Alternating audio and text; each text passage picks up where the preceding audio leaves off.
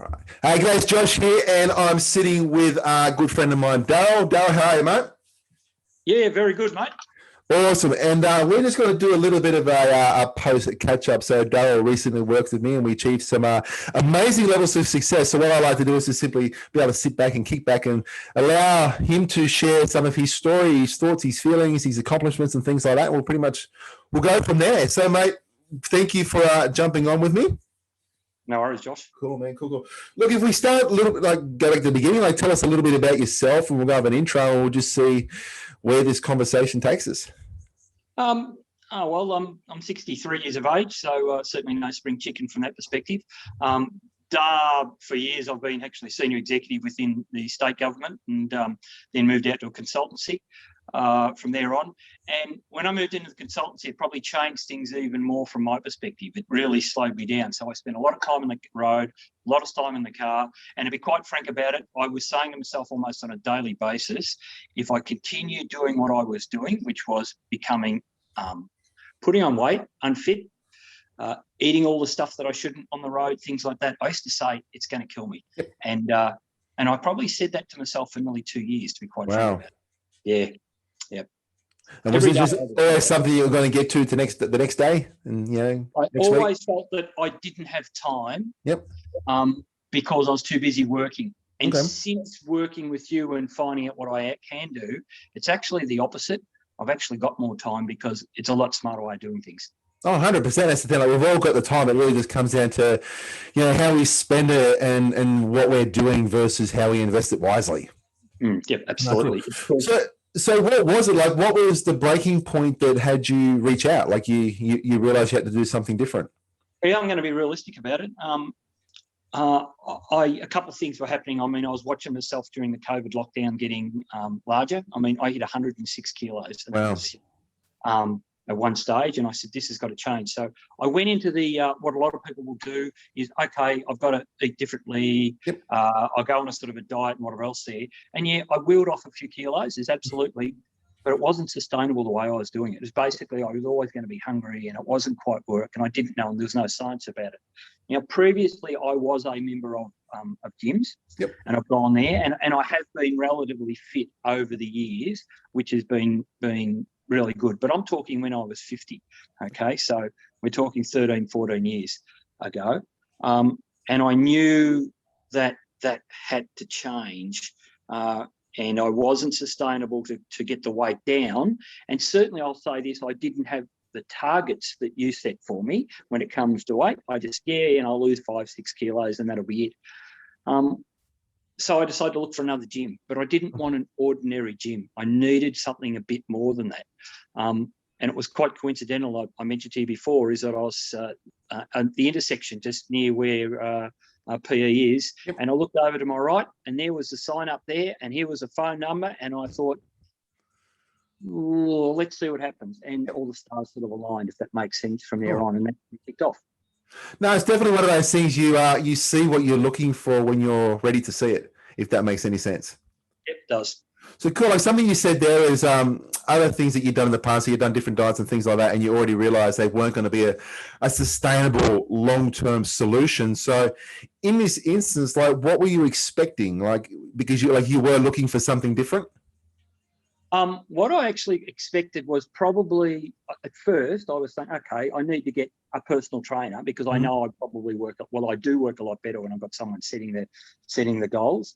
Yep. I'm a person in my organisation that I've been and where I've worked is I set the goals. So I know what it's like when I push people along, and that's what I needed, someone else who had that. And I remember saying to you, look, I haven't got the time to sit down and read all the books and understand what's happening to me and what I need to do.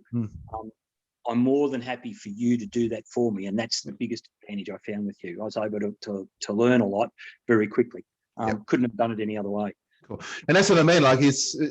It's good in a way to be able to provide that direction, but there's still, the element of knowledge that you need to be able to retain. Like anyone can simply follow a diet, anyone can follow a training program, but and we don't necessarily need to know the intricacies on how things work on that, right down to that microscopic level.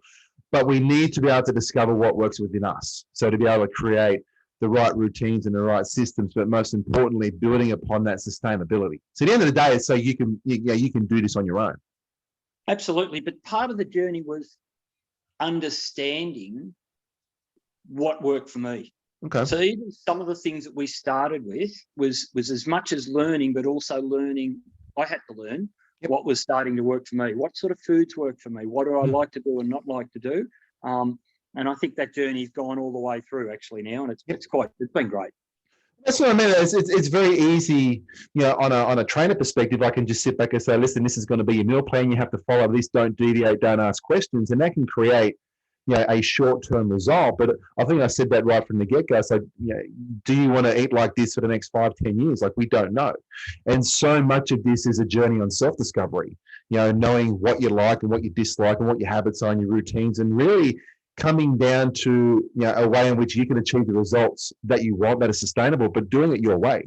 Like, so you can have freedom and flexibility of food and lifestyle, because at the end of the day, like, no one wants to, be stuck in the gym 7 days a week and watching every gram of food they eat be riddled with guilt or frustration or anxiety or uncertainty, knowing if they're eating the right thing. Like, we've got to be able to have a level of freedom. Josh, one thing that I picked up on this very quickly, though, like I can go through the transitions. It kicked off a little bit slow, and that's my fault. I didn't do what I should have done. I shouldn't have.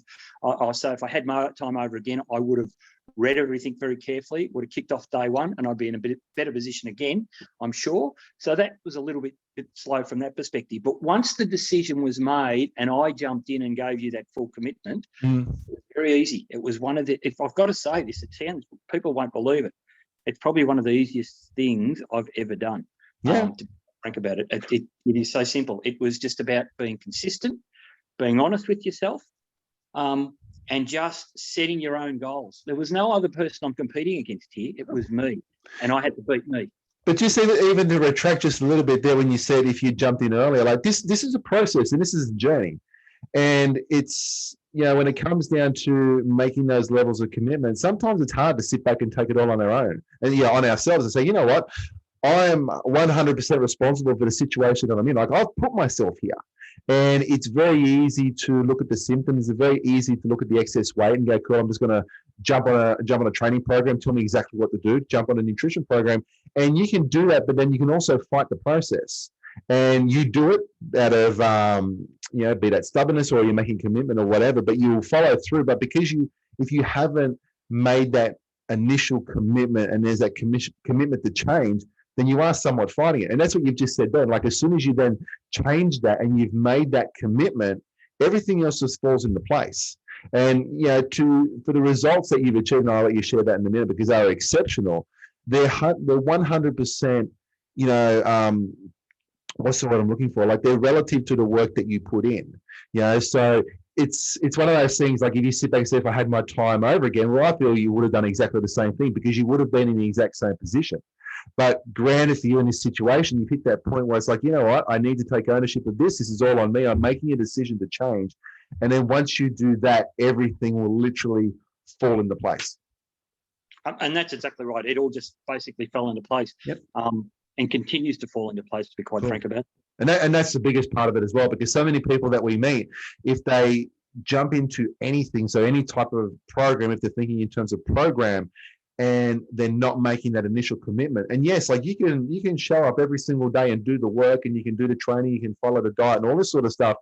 You can do that without making the commitment. And the absolute guarantee that we know is the weight will come back.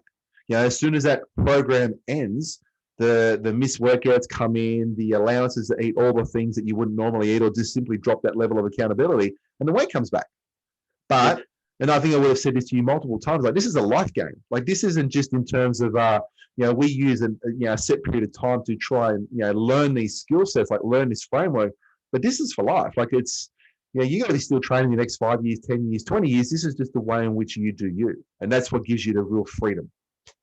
You just hit something on the head, actually quite realistic. I've got two sons, and they're 30s, and they're in that particular age group that are, particularly one, exceptionally fit, and their lifestyle is health and fitness, and they do it all there very, very well.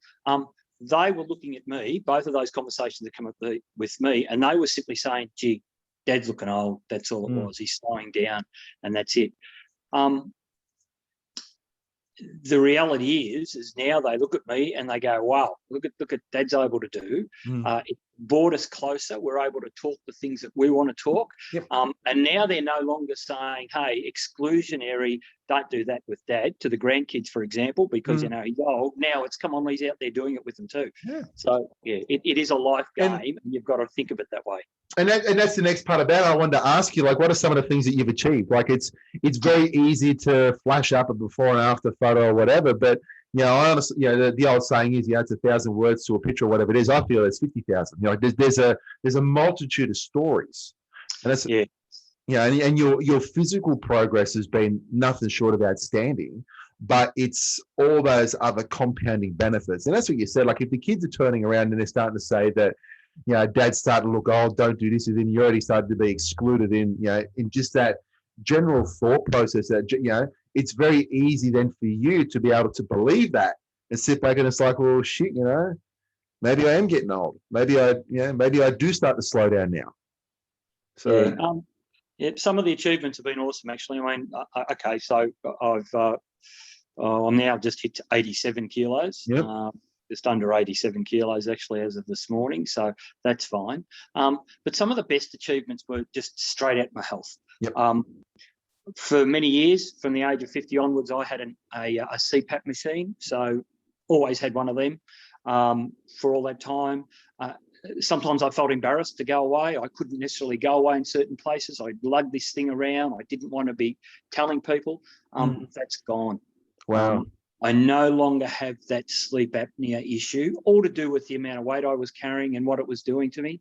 That alone is huge, because those, you know, when you think about sleep apnea, it puts a huge amount of pressure on your heart. Yep. It changes your blood pressure, increases your blood pressure. It can cause all sorts of health problems. So, yeah, and look, you tend to, when you've got one, you think that's the fix, but that's not the fix at all. That's what happens. You're just treating the symptom. Absolutely. You know, the real symptom is exactly, you know, is getting fit and getting that weight off. So that alone is huge. I actually opened up the cupboard yesterday, and there was two of them sitting in there, a portable one, which I had to buy, as well as the permanent one. And I just chuckled away, and I thought to myself, who can I give these to? Wow. You know, I don't need them anymore. I'm not going to keep them there as a backstop. I don't need them as a backstop. I'm not going to go to that stage. And the irony is, 6 months ago, they were part of the normal. Oh, absolutely. Everywhere we went. My wife, well, don't have to have one of those machines going all the time. I feel I've got that freedom. I can go where I like. For years, I've been a camper, and I've gone away with the boys and done things, and I've spent a lot of money on having, you know, rooftop campers and all those sort of things, and they're great, but I would have them because I could get away from other people and have my machine up there. Don't need that anymore. Incredible. I absolutely. I go away with a heap of mates, and the first thing they used to say is, you know, no snorers here. I went away not too long ago, and I'm welcome anytime as far as they're concerned. No longer snore. So socially, it's changed things too, without intending to. Forget about the confidence and all those sort of things, but just that health side of it. My blood pressure's optimal according to what everybody says now, or what I've seen with my doctor. So that's made a huge difference too. There's been some downsides that are funny downsides. In as far as money I've invested in clothes 12 months ago, I've put them on even up to yesterday, and thought, my God, I've got to throw that good jacket away. It won't fit. In fact, my wife said, you look ridiculous. Don't put it on. Sorry about that. It's quite funny. A pair of boots that I bought especially for hiking and bush, etc., they don't fit me anymore. Who would have thought that my feet would shrink? Well, that's the thing. Like, you pack on weight everywhere. So when you lose weight, but more importantly, because we said right from the get-go, this isn't about weight. It's not about weight loss or anything like that. This is about understanding what the real underlying issues were that created that negative symptom. And it's kind of like the weight that you carry is just is that negativity in what you're showcasing. It's very easy to be able to bury down, you know, when the confidence drops. It's very easy to, you know, buy the camper and you're going to sleep away from the boys and you're kind of covering that up and you're hiding it. But just that excess weight, that's just this is it. This is the result of a lifestyle which is not conducive to where I want to get to. And this is the negative repercussions. So when we look at it differently, when we actually understand what the real underlying issue is, and we make that commitment to fixing that. So it's not about weight loss. It's not about, burning off calories, whatever. It's just about fixing the underlying issue, because you can't contain or maintain a negative symptom in a positive environment. And this is why, I know that you'll just continue to progress. So what's next? What's next on Darrell's hit list? Yeah, well, a couple of other things which really surprised me. Here we are training with you, and we're losing weight, and we're not doing any cardio, but significantly my cardio improved too. Yeah. Amazingly so. So, I'm now, as I said, riding bikes all the time, big walks, doing that sort of thing. So where do I go next? I'm still not positive I'm at the right weight from my perspective. Yep. So I'll continue down that line. And once I've got to a line where I'm comfortable with my weight, yep. I've got some ideas where I want to go from a strength perspective. That's where awesome. I am next. Awesome. So it doesn't stop there. And I think that was another thing that you really instilled in me is, and I've done this before with diets. Oh yeah, I'll go on a diet, and when I get to this, that's it. And when you get to that level, you stop, and then very quickly to actually reverse back to where you are. You've achieved it. You've saved $100. You can now go and spend it. Well, that's not how it really works. I learned that very quickly. So it doesn't stop there. I don't know where it ends, but I can assure you, I wish COVID was over, because I'm already planning some pretty decent treks over in Thrill. Awesome. Well, just to tap on that really quickly, it's the irony in which we think it's, we live and eat in a certain way that creates this negative symptom. Cool, okay, how do I fix it? I'll go on a diet, I'll go on a crash diet, buy some shakes, whatever, I lose the weight. But because there's been no education, there's been nothing more than simply following a plan. We go back to that old way of eating because that's the underlying habit. So how is it that we can expect now to maintain that loss from an environment that created the surplus in the first case? It just doesn't make sense. And I feel in a way, this is what, in the majority of the health and fitness industry want. They want this revolving cycle. They want you coming back and coming back and coming back. Well, I've always been very adamant at the start. It's like, look, as once we remove the issue, then it's forward planning, you know what I mean? And then what you just said then, it's being able to have the ability to say what's next. And if you don't know, that's what's really exciting. That's the exciting part. You don't know what's next, because if we rewind back 6 months ago, where you're at now is probably, it wouldn't have even entered your wildest dreams. Now, all of a sudden, it's like, I've got the ability now to dream. What is possible? What could I do? What could I achieve? And what else do I want to tick off the bucket list? It's amazing. And that's what I mean. Success is so much more than just simply, hitting a number on the scale or whatever it is. It's everything that it allows you to do. And I remember years ago, I came up with this saying, if someone said, what does this whole fitness caper mean? To me, it's just exploiting your fitness. And it's complete exploitation to be able to do what you want, when you want, wear what you want, do whatever activity. Hey, just because I'm this age or whatever, I'm going to go out there and I'm going to trek here, climb this mountain, do this, ride this bike, do whatever, because I'm capable. Because that's what I mean. Too many people, we get to that point where, we stop getting asked to do things. Don't jump on dad because he won't handle it, or don't do this or that. You got to watch him. It's almost like you stop getting invited to the party, so to speak. Now it's about, you've got options again. Nothing you can't do. Absolutely. I think I shared with you one side of things is that, talk about forward planning where I am, is my grandfather passed away at the age of 72. And Dad passed away at 84. So I figured I was probably halfway in between. So my whole life was planned out from there. Now I'm planning my life into my 90s. If I continue like this, absolutely it is. So I've got to work a bit harder and save a bit more. But you know what? It's worth it, isn't it? Listen, to put you back to work, isn't that the greatest compliment you can give? Absolutely. But you know what I mean? It's just, and again, like this is your power that you've been able to acknowledge that, you know what I mean? Because again, so many people, they just solely think in terms of, I've got to lose 5 kilos or 10 kilos, or they'll sit back and they'll ask things in terms of conditional agreements. It's like, I'd love to get healthy, but tell me what the diet's like, tell me what the training's like, tell me all these things I've got to do. And I'm very adamant. It's like, look, don't worry about that. It's not about that. It's about making the commitment to change. And in this instance, it's like, hey, do you want to add another 10 years to your life? Do you want to add another 15 years, 20 years? Like, what does that mean to you? What does that mean to the kids? What does it mean to the grandkids? What does it mean to the wife? Most importantly, what does it mean to you? So it's this massive compounding benefit. So it's very, very cool. And as I said, like that all comes to you because it could have been quite easy to just sit back and focus on the details. But again, that's like steps down the plan. The very first thing that you need to do is just acknowledge it. You know what? I am in this position. I've been here for a number of years. I am stuck. I am frustrated. I need help. I can't keep doing it. And I need to find something which is going to create that long-term solution. So essentially not just gives you your life back, but it gives you the next life to live. So Absolutely. Man, that's awesome. Look, this has been awesome. I think we could talk for hours and hours, but we won't. But look, do you have any passing thoughts before we wrap this up? And the only passing thoughts I have is that I wish I would have taken this on years ago. Yep. Because it really would have changed my entire focus on life, probably my entire life, to be quite frank about it. But equally, though, never too late. I mean, in every way, I haven't been injured. I haven't felt the pains and all those sort of things. As I said, it's probably been one of the easiest challenges I've ever taken on and won. How awesome is that?